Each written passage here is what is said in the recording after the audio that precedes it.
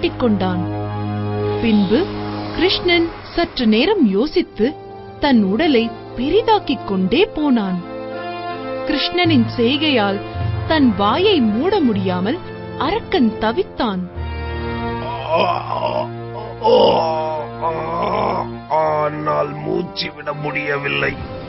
மிகவும் கஷ்டமாக இருக்கிறது.